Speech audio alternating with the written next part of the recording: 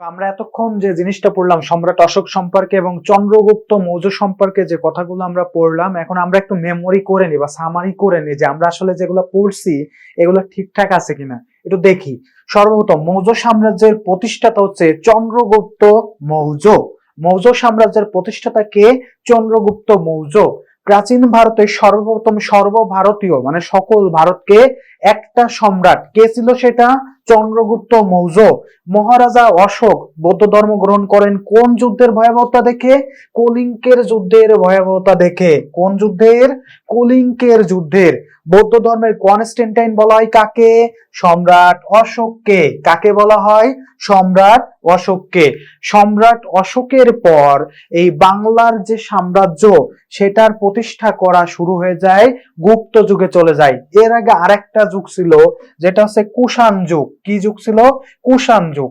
কুষাণ সাম্রাজ্যের পরে ক্ষমতায় আসে গুপ্ত যুগ। কুষাণ সাম্রাজ্য থেকে খুব বেশি একটা কিছু পরীক্ষায় কখনো আসে নাই, যার কারণে আর ওইটা আমরা পড়ছি না। আমরা চলে যাচ্ছি গুপ্ত যুগে। এখন আমরা গুপ্ত যুগ নিয়ে একটু আলোচনা করি। গুপ্ত যুগকে বলা হয় প্রাচীন ভারতের স্বর্ণযুগ, কারণ এই যুগেই হচ্ছে স্থাপত্য, ভাস্কর্য, তারপরে দেশের অর্থনীতি, সমাজনীতি সবকিছু খুব সুন্দর অগ্রগতি হয় বা দেশ অনেক বেশি উন্নত হয়ে ওঠে। তাই গুপ্ত যুগকে বলা হয় প্রাচীন ভারতের স্বর্ণযুগ, প্রাচীন ভারতের গোল্ডেন টাইম, অর্থাৎ কি স্বর্ণযুগ। এখন চন্দ্রগুপ্ত তো আমাদের গুপ্ত সাম্রাজ্যের প্রতিষ্ঠাতা ছিল হচ্ছে চন্দ্রগুপ্ত মৌর্য। মৌর্য সাম্রাজ্যের প্রতিষ্ঠাতা ছিল। আর গুপ্ত সাম্রাজ্যের প্রতিষ্ঠাতা হচ্ছে প্রথম চন্দ্রগুপ্ত। তাহলে প্রথম চন্দ্রগুপ্ত কি ছিল? গুপ্ত সাম্রাজ্যের প্রতিষ্ঠাতা। দুইটাই কিন্তু গুপ্ত আছে, বাট একটা মৌর্য আছে লাস্টে, আর এটাই কিন্তু মৌর্য লাস্টে নাই। তাহলে কি হবে? চন্দ্রগুপ্ত সাম্রাজ্যের প্রকৃত প্রতিষ্ঠাতা বা প্রথম রাজা। তাহলে গুপ্ত সাম্রাজ্যের প্রথম রাজাকে? প্রথম চন্দ্রগুপ্ত। কে? প্রথম চন্দ্রগুপ্ত। এরপর আছে সমুদ্রগুপ্ত। এটা সম্পর্কে একটু গুরুত্বপূর্ণ জানতে হবে, কারণ গুপ্ত সাম্রাজ্যের শ্রেষ্ঠ রাজা বলা হয় এই সমুদ্রগুপ্তকে। তাহলে সমুদ্রগুপ্ত কি ছিলেন? গুপ্ত সাম্রাজ্যের শ্রেষ্ঠ রাজা। তাহলে গুপ্ত সাম্রাজ্যের শ্রেষ্ঠ রাজা কে? সমুদ্রগুপ্ত। তাহলে গুপ্ত সাম্রাজ্যের শ্রেষ্ঠ রাজা সমুদ্রগুপ্ত। তাকে বলা হতো প্রাচীন ভারতের নেপোলিয়ান। তাকে প্রাচীন ভারতের নেপোলিয়ান বলে আখ্যা দেওয়া হয়। আমরা জানি নেপোলিয়ান বেনপোর্ট সে কি ছিলেন? ফ্রান্সের একজন সেনাপতি। ফ্রান্সের সেনাপতি ছিলেন এবং সে কিন্তু আসলে খুবই একজন ভালো সেনাপতি ছিলেন এবং সে কিন্তু বিভিন্ন দেশ কিন্তু জয় করছিলেন। কিন্তু এক সময় যায় অস্ট্রিয়ার ইসের কাছে, রাজপুতের কাছে সে হেরে যায়, বনবাসী হন। তো ফ্রান্সের এই যে সেনা, এই সেনার যে সাহসিকতা, এই সাহসিকতা সমুদ্রগুপ্তের সাথেও ছিল। সমুদ্রগুপ্তের ভিতরে অকুতোভয়ী সাহসিকতা ছিল, যার কারণে তাকে বলা হয় প্রাচীন ভারতের নেপোলিয়ান। তাকে কি বলা হয়? প্রাচীন ভারতের নেপোলিয়ান। এরপর আছে আমাদের দ্বিতীয় চন্দ্রগুপ্ত। তিনি উপমহাদেশ থেকে সুখ শাসন বিলোপ করেন। কি করেন? সুখ শাসনকে তিনি বিলুপ্ত করে ঘোষণা করে দিয়েছে। মহাকবি কালিদাস, কালিদাসের কথা আমরা প্রায় শুনে থাকি। মহাকবি কালিদাস ছিলেন এই দ্বিতীয় চন্দ্রগুপ্তের সভাকবি। মহাকবি কালিদাস ছিলেন দ্বিতীয় চন্দ্রগুপ্তের সভাকবি। কালিদাসের কিন্তু অনেক শ্লোক আছে যেগুলো কিন্তু আসলে খুবই ফেমাস। কালিদাস বলে গেছেন অমুক তমুক, এই জিনিসগুলা খুব আগে পড়া হতো। আর এখন আমরা তো স্মার্ট হওয়ার কারণে আমরা এখন আছে ফেসবুকে পড়াশোনা করি, ফেসবুকে স্যাট পোস্ট দেখি, ফেসবুকে রিয়াক্ট করি। বাট অ্যাকচুয়ালি আসল সাহিত্য কিন্তু প্রাচীন কালের থেকে গেছে। সেটা কি? এই কালিদাস কত কথা সুন্দর কথা বলছে, যদি আপনারা দেখতে পারতেন বা আপনারা পড়তেন তাহলে বুঝতে পারতেন। কালিদাস তিনি হচ্ছে বিক্রমাদিত্য, এই যে উপাধিটা, এই উপাধি বিক্রমাদিত্য, বিক্রমাদিত্য এই যে লেখা আছে এখানে বিক্রমাদিত্য, এই উপাধিটাও কিন্তু দেওয়া হয় দ্বিতীয় চন্দ্রগুপ্তকে। দ্বিতীয় চন্দ্রগুপ্তের উপাধি কি ছিল? বিক্রমাদিত্য। দ্বিতীয় চন্দ্রগুপ্তের উপাধি কি ছিল? বিক্রমাদিত্য। ওকে, সো এরপরে আমরা গুপ্ত সাম্রাজ্যের শেষ একেবারে যে শাসক ছিল তার নাম ছিল বুধগুপ্ত। কে ছিল? বুধগুপ্ত, বুধবার না, বুধগুপ্ত। ওকে, তো গুপ্ত বংশের শেষ শাসক ছিলেন বুধগুপ্ত। তার শাসন ব্যবস্থা ছিল খুবই দুর্বল। এই দুর্বল হওয়ার কারণে হুন জাতি, কারা? যাযাবর হুন জাতির আক্রমণে গুপ্ত সাম্রাজ্যের পতন হয়ে যায়। প্রত্যেকটা সাম্রাজ্যের কিন্তু যেমন শুরু আছে তেমন কিন্তু শেষ আছে। কেউ কিন্তু চিরকাল ক্ষমতায় থাকতে পারে না। ঠিক তেমনি এটার ক্ষেত্রেও হয়েছে, গুপ্ত সাম্রাজ্য প্রতিষ্ঠা করছিলেন প্রথম চন্দ্রগুপ্ত, আর শেষ হয়ে গেছে কার শাসনামলে? বুধগুপ্তের শাসনামলে। বুধগুপ্ত ছিলেন হচ্ছে একজন দুর্বল শাসক, সেটা ধ্বংস করছে কে? হুন জাতি।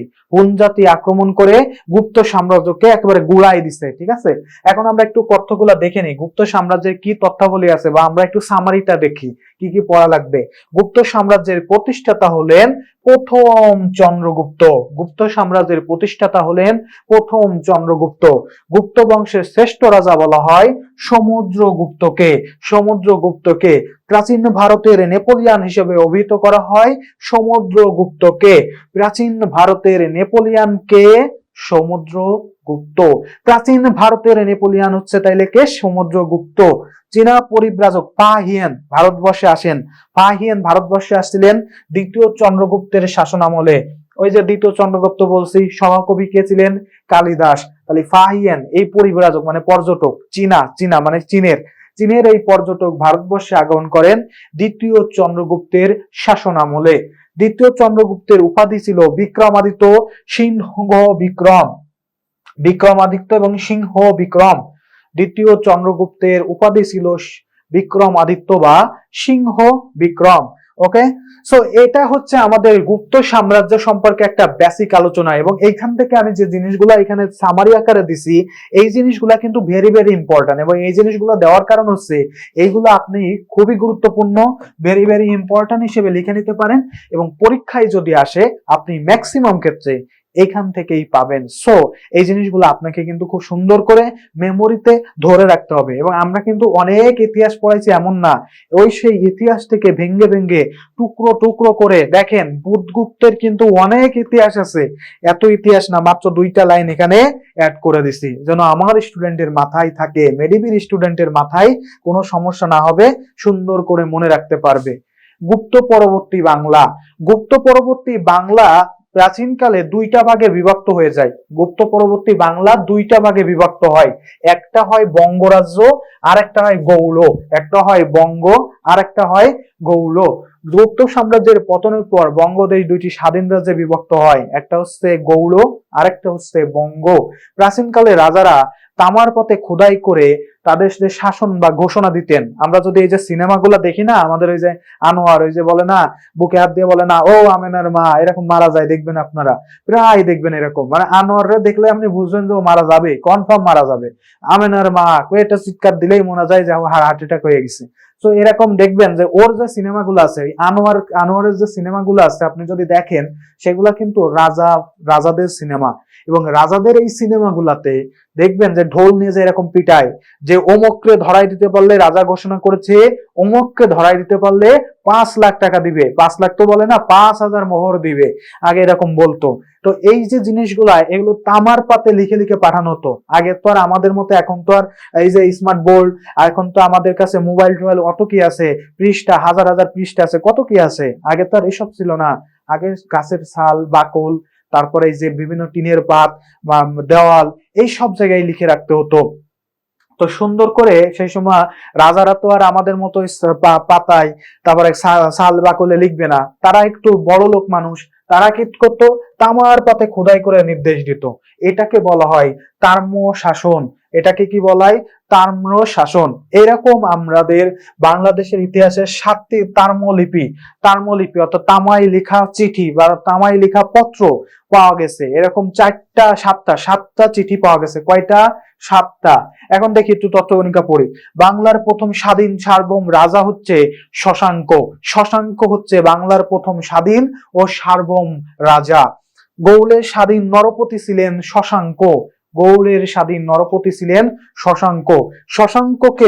শশাঙ্ককে কিন্তু ক্ষমতাচ্যুত বা শশাঙ্ককে যুদ্ধে পরাজিত করেন হর্ষবর্ধন। কে করছিলেন? হর্ষবর্ধন। শশাঙ্কের রাজধানী ছিল কর্ণ সুবর্ণ। কি ছিল? কর্ণ সুবর্ণ। আমি আরেকবার একটু বলি, বাংলার প্রথম স্বাধীন সার্বভৌম রাজা হচ্ছে শশাঙ্ক। কে? শশাঙ্ক। গৌড়ের স্বাধীন নরপতি ছিলেন শশাঙ্ক। তারপর হচ্ছে শশাঙ্কের রাজধানীর নাম ছিল কর্ণ সুবর্ণ। শশাঙ্ককে কিন্তু, আমি আবারও বলতেছি, শশাঙ্ককে কিন্তু যুদ্ধে পরাজিত করেছিলেন হর্ষবর্ধন। কে করেছিলেন? হর্ষবর্ধন। ওকে, আমরা এখন একটু চলে যাচ্ছি হর্ষবর্ধন করার পরে এই বাংলার শাসনের ক্ষেত্রে যেটা হয়, হর্ষবর্ধন কিছুকাল শাসন করছে। হর্ষবর্ধনের সভাকবি ছিলেন বাণভট্ট। আমরা এই সব জিনিসগুলা জানবো, আমি একটু লিখে দিচ্ছি। আমি হর্ষবর্ধনের সভাকবি ছিলেন বাণভট্ট। সভাকবি কে ছিল? বাণভট্ট। এই জিনিসগুলো লাগবে। এরপরে হর্ষবর্ধনের পরে বাংলায় একটা অরাজকর অবস্থার সৃষ্টি হয়। সপ্তম থেকে অষ্টম শতকে এই অরাজকর অবস্থাকে বলা হয় মাস্যান্যায়। কি বলা হয়? মাস্যান্যায়। মাস্যান্যায়। এই যে অরাজকর অবস্থা, এটাকে বলা হয় মাস্যান্যায়। ষষ্ঠ থেকে সপ্তম শতকে এই জিনিসটা হয়েছিল, মাস্যান্যায় হয়েছিল। মাস্যান্যায় কখন হয়? ওই যে বললাম না যে একটা অরাজকর বা অন্ধকারাচ্ছন্ন সময়, সেটাই হচ্ছে মাস্যান্যায়। এই মাস্যায় নেওয়ার পর বাংলায় শাসন ক্ষমতায় চলে আসে পাল বংশ। পাল বংশ, তখন পাল বংশ অনেক বেশি পাওয়ারফুল হয়ে ওঠে। যার কারণে পাল বংশ যখন পাওয়ারফুল হয়ে ওঠে, আশেপাশে যত নেতা ছিল সবাই মেরে ফেলে ক্ষমতায় চলে আসে পাল বংশের রাজা গোপাল। কে আসে? গোপাল। 550 সাল নাগাদ তিনি কিন্তু ক্ষমতায় আসছিলেন। গোপাল ক্ষমতায় চলে আসে। তাহলে এখানে বাংলার প্রথম দীর্ঘস্থায়ী রাজবংশ শাসন শুরু করেন পাল বংশ। প্রায় 400 বছর শাসন করছে। কত বছর বললাম? 400 বছর, প্রায় 400 বছর। 650 সাল নাগাদ তারা ক্ষমতায় আসে। 650 সাল নাগাদ পাল বংশ ক্ষমতায় আসে। প্রায় 500 বছর, 400 বছর তারা শাসন ক্ষমতা চালিয়ে গেছেন। ওকে, এরপরে যেটা, পাল বংশের রাজারা ছিলেন কিন্তু বৌদ্ধ ধর্মের। কোন ধর্মের? বৌদ্ধ ধর্মের। বাংলাদেশের রাজারা কিন্তু একসময় বৌদ্ধ ধর্মের ছিল, বোঝা যাচ্ছে। এদেশের বাংলার রাজধানী ছিল তখন কি? পাহাড়পুর বা সোমপুর। এটা কোথায় অবস্থিত? পাহাড়পুর বা সোমপুর নওগাঁতে অবস্থিত। কোথায়? নওগাঁতে। আমরা কিন্তু জানি নওগাঁতে অবস্থিত। তাহলে কি বলছি? মাস্যান্যায়ের পর বাংলার শাসন ক্ষমতা চলে যায় পাল বংশের হাতে। পাল বংশ 650 সালের নাগাদ ক্ষমতায় আসেন এবং পরবর্তীতে 1070-75 সাল নাগাদ ক্ষমতা থেকে বিচ্যুত হয়। এখন আমাদের যেটা হয় আর কি, পাল বংশের 400 বছর এদেশে শাসন করেছে। পাল বংশের রাজারা ছিল বৌদ্ধ ধর্মের। পাল বংশের রাজধানী ছিল, বাংলার যে রাজধানী, পাল বংশের না, বাংলার রাজধানী ছিল পাহাড়পুর বা সোমপুর। পাহাড়পুর বা সোমপুর নওগাঁয় অবস্থিত। পাল বংশের গোপাল নিয়ে একটু কথা বলি। তিনি ছিলেন পাল বংশের প্রতিষ্ঠাতা। তিনি বাংলায় প্রথম বংশানুক্রমিক শাসন শুরু করেন। দ্বিতীয় যেটা, ধর্মপাল। পাল বংশের মধ্যে শ্রেষ্ঠ রাজা বলা হয় ধর্মপালকে। শ্রেষ্ঠ রাজা বলা হয় ধর্মপালকে। তার উপাধি ছিল, ধর্মপাল কিন্তু খুবই বিক্রমশীল। তার উপাধি কি ছিল? বিক্রমশীল। আমি আবার বলতেছি, তো এখন আমি বলি, ধর্মপাল ছিলেন পাল বংশের শ্রেষ্ঠ রাজা। পাহাড়পুরের বিখ্যাত বৌদ্ধ বিহার, ওই যে পাহাড়পুর বা সোমপুর বিহার নওগাঁতে অবস্থিত। কোথায়? নওগাঁতে। এইটার নির্মাতা বা এটার স্থপতি কে? এটার স্থপতি হচ্ছে ধর্মপাল। এটার স্থপতি কে তাইলে? ধর্মপাল। এরপরে যে রাজা আছে, পাল বংশের যে রাজা ছিল, তার নাম ছিল দ্বিতীয় মহিপাল। দ্বিতীয় মহিপাল সম্পর্কে আমাদেরকে একটু জানতে হবে। দ্বিতীয় মহিপালের শাসনামলে একটা বিদ্রোহ হয়েছিল। বিদ্রোহটার নাম ছিল কৈবর্ত বিদ্রোহ।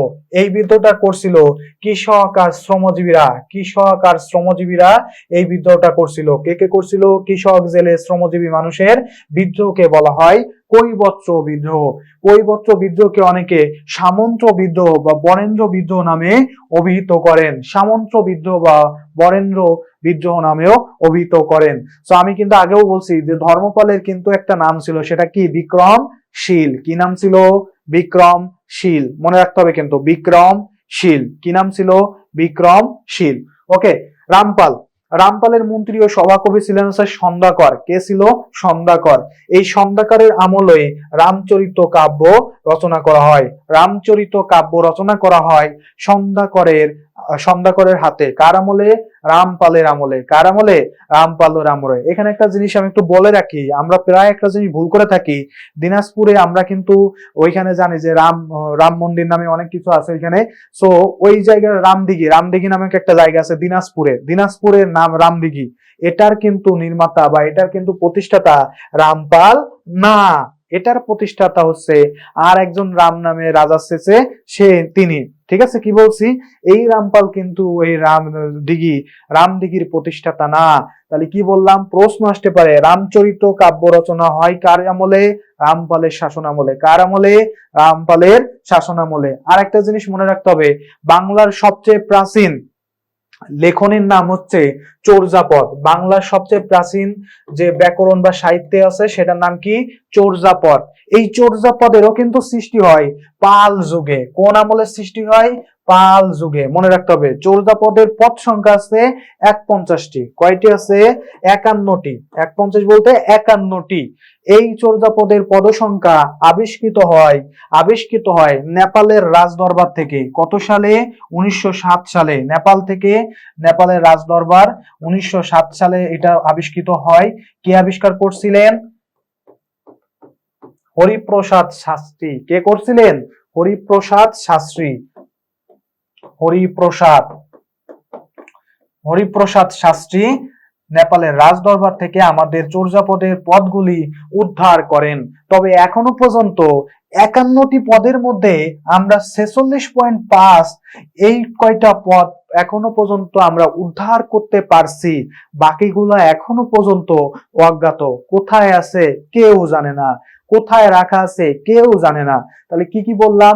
বাংলার সবচেয়ে প্রাচীন যে গ্রন্থ আছে বা প্রাচীন যে সাহিত্য আছে সেটার নাম হচ্ছে চর্যাপদ। চর্যাপদ সৃষ্টি হয় পাল আমলে। চর্যাপদের পদ সংখ্যা হচ্ছে 51টি। চর্যাপদ আবিষ্কৃত হয় নেপালের রাজদরবার থেকে। কে আবিষ্কার করেন? হরিপ্রসাদ শাস্ত্রী। কত সালে? 1907 সালে। চর্যাপদের কয়টা পদ আবিষ্কৃত হয়েছে? 46.5। 46.5। লাস্টে যেটা আছে সেটা হচ্ছে মদন পাল। পাল বংশের শেষ রাজা বলা হয় মদন পালকে। আপনারা অনেক জায়গায় পাইতে পারেন, নেটে সার্চ দিলে দেখতে পারবেন পাল বংশের শ্রেষ্ঠ রাজা অনেকে রামপাল বলছে। অ্যাকচুয়ালি পাল বংশের সবচেয়ে যে সার্থক বা ভালো রাজা আছে তার মধ্যে শেষ রাজা ছিল রামপাল। বাট এই যে মদন পাল তার শাসন আমলে সেন বংশের লোকেরা মদন পালকে হটাই দিয়ে বাংলার ক্ষমতা গ্রহণ করে। সেন বংশ কিন্তু মদন পালকে তারা রাজ্য থেকে যুদ্ধে হারিয়ে ক্ষমতা স্থাপন করে। তাহলে মদন পাল ছিল পাল বংশের শেষ রাজা। মদন পাল কি ছিল? পাল বংশের শেষ রাজা। এখন আমরা কিছু তথ্য পড়ে আমরা আমাদের মেমোরিটাকে আরেকটু সামারি করে নিই। সেটা হলো পাল বংশের রাজাগণের মধ্যে রাজত্ব করছে প্রায় 400 বছর। কত বছর? 400 বছর। পাল রাজারা ছিল হচ্ছে বৌদ্ধ ধর্মের। পাল বংশের প্রতিষ্ঠাতা বলা হয়েছে গোপালকে। পাল বংশের শেষ রাজা আছে মদন পাল। আর আছে নওগাঁ জেলার পাহাড়পুর আছে সোমপুর বিহার, এটার স্থপতি কে?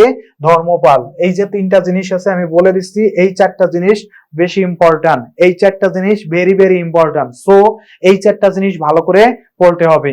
পাল বংশের শাসনের পর বাংলার শাসন ক্ষমতা, ভারতবর্ষের শাসন ক্ষমতা চলে যায় সেন বংশের হাতে। কার হাতে চলে যায়? সেন বংশের হাতে। সেন বংশের প্রথম রাজা ছিলেন হেমন্ত সেন। আসলে সামন্ত সেন নামে একজন আসছিল, বাট সে আসলে বাংলায় শাসন ব্যবস্থা শুরু করতে পারে নাই। শুরু করছে তার ছেলে হেমন্ত সেন। তাই বাংলার সেন বংশের প্রথম রাজা বলা হয় হেমন্ত সেনকে। কাকে বলা হয়? হেমন্ত সেনকে। হেমন্ত সেনের পর বিজয় সেন সম্পর্কে একটু পড়তে হবে, কারণ বিজয় সেন ছিলেন সর্বশ্রেষ্ঠ রাজা। সেন বংশের সর্বশ্রেষ্ঠ রাজা বলা হয় বিজয় সেনকে। কাকে বলা হয়? বিজয় সেনকে। মনে রাখতে হবে। তারপরে একটু পড়তে হবে বল্লাল সেন সম্পর্কে, কারণ তিনি এই ব্যক্তি কৌলিন্য প্রথার প্রচলন করেন। কৌলিন্য প্রথা হচ্ছে জাতি ব্যবধান সৃষ্টি, জাতির শ্রেণী বিভাগ সৃষ্টি। যেমন ওই যে উচ্চবিত্ত আর নিচবিত্ত যেমন আছে সৃষ্টি হয়েছে, কৌলিন্য প্রথাটা হচ্ছে সেটাই, যে ওই যে শূদ্র, ব্রাহ্মণ, ক্ষত্রিয়, বৈষ্ণব এমন একটা শ্রেণী বিভাগ আছে না, এই সৃষ্টিটা করছিলেন কিন্তু বল্লাল সেন। কে করছিলেন? বল্লাল সেন। সেন বংশের রাজারা ছিল হচ্ছে হিন্দু ধর্মের। কোন ধর্মের? হিন্দু ধর্মের। মনে রাখতে হবে। তাহলে কথা কি বললাম? প্রথম কথা, সেন বংশের রাজারা ছিলেন হিন্দু ধর্মের। সেন বংশের প্রথম রাজা ছিলেন হেমন্ত সেন। শ্রেষ্ঠ রাজা ছিলেন বিজয় সেন। কৌলিন্য প্রথার প্রবর্তন করেন কে? করেন হচ্ছে বল্লাল সেন। এরপরে যিনি আছেন তিনি হলেন লক্ষণ সেন। সেন বংশের শেষ রাজা বলা হয় লক্ষণ সেনকে। শেষ রাজা লক্ষণ সেন। তিনি হচ্ছে বাংলার শেষ হিন্দু রাজা। 1204 সালে ইখতিয়ার উদ্দিন মোহাম্মদ বিন বখতিয়ার খিলজি লক্ষণ সেনকে আক্রমণ করলে, মানে হঠাৎ করে আক্রমণ করে তিনি রাজত্ব ছিনিয়ে নেয়। তবে লক্ষণ সেন ওইখান থেকে পলায় যেয়ে কিছুকাল রাজত্ব করছিলেন। 1206 সালে তিনি মৃত্যুবরণ করেন। তার মৃত্যুবরণের ফলে সেল বংশের সমাপ্তি ঘটে যায়। তার ছেলেরা কিছুদিন বেঁচে ছিল, বাট আসলে ওইভাবে আর আধিপত্য তৈরি করতে পারেন নাই, যার কারণে সেন বংশের সমাপ্তি ঘটে লক্ষণ সেনের শাসনামলে। একটা কথা বলি, ইখতিয়ার উদ্দিন মোহাম্মদ বিন বখতিয়ার খিলজি কিন্তু ছিলেন প্রতিবন্ধী, অর্থাৎ সে আসলে হাঁটতে পারতো না, বা পায়ে তার সমস্যা ছিল, ঠিক আছে, এক পায়ে তার অনেক সমস্যা ছিল, সে যাইতে পারতো না সুন্দর মতো। তো তার বডি ফিটনেস এতটাই সুন্দর ছিল, যখন ইখতিয়ার উদ্দিন মোহাম্মদ বিন বখতিয়ার খিলজি 12 জন সৈন্য নিয়ে আসছিল, যখন আসছে তার যে স্পৃহা সেটা দেখেই লক্ষণ সেন ভয় পেয়ে পিছনের দরজা দিয়ে পালাই গেছিল। তো ইখতিয়ার উদ্দিন মোহাম্মদ বিন বখতিয়ার খিলজি 1204 সালে তাহলে লক্ষণ সেনকে পরাজিত করে বাংলা দখল করেন। আমরা এখন একটু তথ্য কণিকাগুলা দেখি। সেন বংশের প্রথম রাজা বা প্রতিষ্ঠাতা হেমন্ত সেন। কে? হেমন্ত সেন। সেন বংশের সর্বপ্রথম সার্বভৌম বা স্বাধীন রাজা বিজয় সেন, মানে সবচেয়ে ভালো। সেন বংশ ও বাংলা শেষ হিন্দু রাজা কাকে বলা হয়? লক্ষণ সেনকে। কাকে বলা হয়? লক্ষণ সেন। লক্ষণ সেন ছিলেন বৈষ্ণব ধর্মাবলম্বী। বৈষ্ণব বলতে বোঝায় হিন্দু। বৈষ্ণব মানে কি? হিন্দু। বৈষ্ণব মানে হিন্দু। ওই যে একটু আগে বলতেছিলাম না, খন্দকার রামচরিত রচনা করেন। রামচরিত এই জিনিসটা কি আমি একটু বলি। রামচরিত ইতিহাস যেটা বলে, রামচরিত বলতে আসলে রাজা রামপালের প্রশংসা করা হয় এখানে। সাথে আর একটা জিনিস অ্যাড করছে, হিন্দুদের একটা দেব আছে, সেটা রাম। এই দুইজনের গুণাবলী এই গ্রন্থে রচনা করা হয়। রাম আর রামপাল এই দুজনের গুণাবলী রচনা করা হয়েছে রামচরিত। কে করছে? সন্ধ্যাকর। একটু আগে পড়ায় আসছি। সো আমরা কিন্তু লক্ষণ সেনের এই যে পরাজয়ের ফলে বাংলায় হিন্দু রাজা শেষ। এখন বাংলার ক্ষমতা চলে গেছে কাদের হাতে? মুসলমানদের হাতে, মুসলমান শাসক গোষ্ঠী। আমরা চলে যাই, দেখি এরপর কি আছে। উপমহাদেশে ইসলামের কিভাবে শাসন প্রতিষ্ঠা হয়েছে, আমরা সেই জিনিসটা একটু দেখি। তো সর্বপ্রথম যেটা আছে যে সুলতান মাহমুদ ছিলেন পারস্যের একজন রাজা বা আফগানিস্তানের সৈনিক, মানে আফগানিস্তানের রাজা। তো সে কি করছে, 1000 থেকে 1027 সাল এর মধ্যে সুলতান মাহমুদ 17 বার ভারতবর্ষ আক্রমণ করেন। 17 বার। কতবার? 17 বার। তবে সুলতান মাহমুদ ভালো মানুষ ছিলেন না। সে চাইলেই কিন্তু ভারত দখল করে নিতে পারত, বাট সে কিন্তু ভারত দখল করে নাই। সে কি করছে, ভারতের মানুষজনের শুধুমাত্র আক্রমণ করে এদেশের সম্পদ নষ্ট করে চলে যাইতো, বা সম্পদ লুটে নিয়ে চলে যাইতো। এইভাবে সে 17 বার ভারতবর্ষ আক্রমণ করছে। তার কাছে দ্যাটস কাইন্ডস অফ প্লেলে, খেলার মতো মনে হতো, যে ভারতে যাচ্ছি, মানুষ কিছু মারতেছি, কিছু জিনিস নিয়ে চলে আসতেছি, এই কাজটা সে করতো। তাহলে সুলতান মাহমুদ 17 বার ভারতবর্ষ আক্রমণ করেন। কাজী নজরুল ইসলামের একটা আছে না, যে ওই যে সাম্যবাদ নিয়ে, যে কোথায় চেঙ্গিস খান, কোথায় সুলতান মাহমুদ, চালা সাপল চালা, এই যে জিনিস আছে না, মসজিদে অধেল ছিন্নি আসিল, অধেল গোস্ত রুটি, এরকম একটা কথা আছে, তোমরা হয়তো সবাই পড়ছো এই কবিতাটা। তো সেইখানে কিন্তু সুলতান মাহমুদের কথা বলা হয়। তিনি 17 বার ভারতবর্ষ আক্রমণ করছিলেন, এতটাই তিনি যুদ্ধবাজ ছিলেন। এরপরে আমাদের ভারতে মুসলিম কিভাবে শাসন প্রতিষ্ঠা একটু দেখো। সর্বপ্রথম মুসলিম শাসন প্রতিষ্ঠা করেন মুইজউদ্দিন মোহাম্মদ ঘুরি। কে?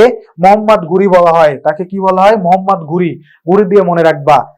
তো ভারতবর্ষে প্রথম মুসলিম শাসন প্রতিষ্ঠা করেন মোহাম্মদ ঘুরি। মোহাম্মদ ঘুরি ভারতে মুসলিম শাসন প্রতিষ্ঠা করেছিলেন পৃথ্বীরাজ চৌহানকে পরাজয়ের মাধ্যমে। মোহাম্মদ ঘুরি পৃথ্বীরাজ চৌহান বা চৌহান, দিল্লির চৌহান বা পৃথ্বীরাজ চৌহান, তাকে পরাজয়ের মাধ্যমে তিনি ভারতবর্ষে মুসলিম শাসন প্রতিষ্ঠা করেছিলেন। পৃথ্বীরাজ চৌহানের সাথে মোহাম্মদ ঘুরির যুদ্ধ হয়েছিল 2টা। কয়টা যুদ্ধ হয়েছিল? 2টা, যেটাকে বলা আছে তরাইনের যুদ্ধ। কি বলা হয়? তরাইনের যুদ্ধ। তো প্রথম যে যুদ্ধটা হয়, সেই যুদ্ধে মোহাম্মদ ঘুরি ভয়াবহ রকম ভাবে পরাজিত হয়। 1191 সালে যে যুদ্ধ হয়, সেখানে মোহাম্মদ ঘুরির পরাজয় ঘটে যাওয়ার পর সে আবার দেশে ফিরে যায়। দেশ থেকে দ্বিগুণ শক্তি নিয়ে 1192 সালে দ্বিগুণ ভাবে সে মোহাম্মদ ঘুরি পৃথ্বীরাজ চৌহানকে পরাজিত করে এবং তাকে পৃথ্বীরাজ চৌহানকে মেরে ফেলে। এইভাবে ভারতবর্ষে মুসলমানদের দখলে চলে আসে। এই যে মোহাম্মদ ঘুরি, এই মোহাম্মদ ঘুরির যে ভারতবর্ষ আক্রমণ করে দখল করে নিল, এখন শাসনভার চলে গেছে মুসলমানদের হাতে। মুসলমানদের পর দিল্লির মুসলমান শাসন, বাংলায় মুসলমান শাসন কিভাবে প্রতিষ্ঠা হয়েছে? আমরা কিন্তু এই যে আগে যেটা দেখাইলাম, এটা ছিল হচ্ছে ভারতবর্ষে মুসলিম শাসন, ভারতবর্ষে মুসলিম শাসন প্রতিষ্ঠা করে মোহাম্মদ ঘুরি। বাট বাংলায় মুসলমান শাসন কিন্তু আলাদা।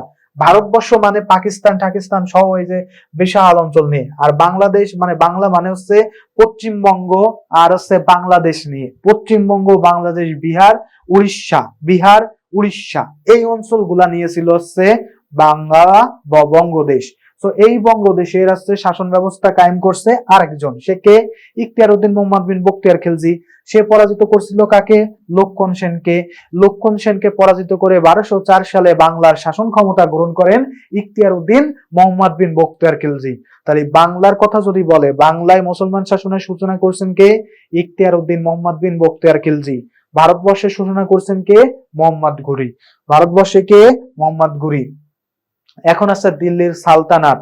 তো দিল্লির সালতানাতের আগে আমি একটু বলে রাখি, কুতুবউদ্দিন আইবেক ইনি ছিলেন হচ্ছে মোহাম্মদ ঘুরির একজন কৃতদাস। মোহাম্মদ ঘুরি এর কৃতদাস। তো আগে কিন্তু আসলে কৃতদাস কিনতে পাওয়া যাইতো, তো এর কৃতদাস ছিল। তো যখন আছে মোহাম্মদ ঘুরি ভারতবর্ষ আছে দখল করে নাই, তো মোহাম্মদ ঘুরি তো একটা দেশের বড় রাজা, তো যখন সে দখল করে নিছে তাহলে এখানে তার একজন লোক রাখতে হয়। সেই লোক ছিলেন হচ্ছে কুতুবউদ্দিন আইবেক। কুতুবউদ্দিন আইবেক, সুলতান কুতুবউদ্দিন আইবেক। তো আমাদের দিল্লির সালতানাতের বেশ কয়েকজন শাসক গোষ্ঠী ছিল, এর মধ্যে আছে, এটা হচ্ছে দাস শাসক বলা হয়, এটা হচ্ছে দাস বংশ। কি এটা? দাস বংশ, দাস বংশের শাসন, ঠিক আছে। এই যে কুতুবউদ্দিন আইবেক, এদের আছে সব আছে দাস ছিল। দাস কি একসময় আছে কৃতদাস ছিল, সেখান থেকে এই জন্য এদেরকে বলা হয় দাস বংশ। এদেরকে কি বলা হয়? দাস বংশ। কুতুবউদ্দিন আইবেক হচ্ছে তুর্কি সাম্রাজ্য, অর্থাৎ তুর্কিস্তানের যে সাম্রাজ্য, এরা কিন্তু তুর্কিস্তানের লোক ছিল, সব তুরস্কের। এই মোহাম্মদ ঘুরির থেকে শুরু করে সবই কিন্তু ছিল তুরস্কের, তুরস্ক পারস্য এই অঞ্চলের। ওই সময় কিন্তু আমরা সবাই জানি যে তুরস্কে সবসময় জানি যে ওইখানে কিন্তু একটা বিশাল সাম্রাজ্য চলে, খিলাফত চলতো, তখন খিলাফত চলতো, এবং এগুলা কিন্তু টেলিভিশনে আমরা দেখতে দেখতে কিন্তু অভ্যস্ত হয়ে গেছি। তো সেইখান থেকে আমরা কিন্তু মাঝে মাঝে ভিডিও দেখা যায় এগুলা নিয়ে। তো তুর্কির যে সাম্রাজ্য প্রতিষ্ঠিত হলে কুতুবউদ্দিন আইবেক আসছে ভারতবর্ষে তুর্কি সাম্রাজ্য প্রতিষ্ঠা করেন। সে প্রচুর পরিমাণে দান করত, তার দানশীলতার জন্য তাকে লাক্স বক্স বলা হতো। এটা মনে রাখতে হবে, কি বলা হতো? লাক্স বক্স বলা হতো। দিল্লিতে একটা মিনার আছে, নাম তার কুতুব মিনার। এই মিনারটার নির্মাণ কাজ শুরু করেছিলেন কুতুবউদ্দিন আইবেক। দিল্লির কুতুব মিনারের নির্মাণ কাজ শুরু করেছিলেন কে? কুতুবউদ্দিন আইবেক। কুতুবউদ্দিন আইবেক দিল্লির মিনারের যে কুতুব মিনার আছে তার নির্মাণ কাজ শুরু করছিলেন, বাট শেষ করতে পারেন নাই। শেষ করছে কে? তার জামাতা। নামটা কি তার? ইলতুৎমিশ। কি নাম? ইলতুৎমিশ। কুতুবউদ্দিন আইবেকের জামাতা ইলতুৎমিশ, তিনি হচ্ছেন আমাদের এই যে কুতুব মিনার, এটার হচ্ছে সমাপ্ত করছিলেন, কাজ সমাপ্ত করছিলেন। দিল্লির সালতানাতের প্রকৃত প্রতিষ্ঠাতা বলা হয় সুলতান শামসুদ্দিন ইলতুৎমিশকে। কুতুব মিনার নির্মাণ করেন, সরাসরি তিনি যুক্ত ছিলেন। এছাড়া তিনি আছে মুদ্রা ব্যবস্থার প্রচলন করেন। কিসের করেন? মুদ্রা ব্যবস্থা। মুদ্রা ব্যবস্থা এটার প্রচলন করেন হচ্ছে সুলতান শামসুদ্দিন ইলতুৎমিশ। তার উপাধি ছিল সুলতানি আজম। কি উপাধি ছিল? সুলতানি আজম। সুলতানি আজম, তার উপাধি ছিল সুলতানি আজম। তাহলে কি সুলতান শামসুদ্দিন ইলতুৎমিশ ছিল সুলতান কুতুবউদ্দিন আইবেকের জামাতা, তিনি হচ্ছে কুতুব মিনার নির্মাণ সমাপ্ত করছিলেন। তারপর কথা হচ্ছে তিনি মুদ্রা ব্যবস্থা প্রচলন করেন। সুলতানি আজম ছিল সুলতান শামসুদ্দিন ইলতুৎমিশের উপাধি। কি ছিল? উপাধি। এরপর বাংলায় ক্ষমতায় চলে আসেন সুলতানা রাজিয়া। এই একমাত্র মহিলা যারা বা আমাদের ভারতবর্ষের যে দিল্লির সালতানাত আছে সেখানের ক্ষমতা নিছিলেন একমাত্র মহিলা বা নারী, একমাত্র মহিলা বা নারী। ইনি ছিলেন সুলতানা রাজিয়া, ছিলেন ইলতুৎমিশের কন্যা। কি ছিলেন? ইলতুৎমিশের কন্যা। তিনি ছিলেন দিল্লির সিংহাসনের আরোহণকারী প্রথম মুসলমান নারী। কি ছিলেন? মুসলিম নারী। প্রথম মুসলিম নারী ছিলেন সুলতানা রাজিয়া। এরপর আছে সুলতান নাসিরউদ্দিন মাহমুদ।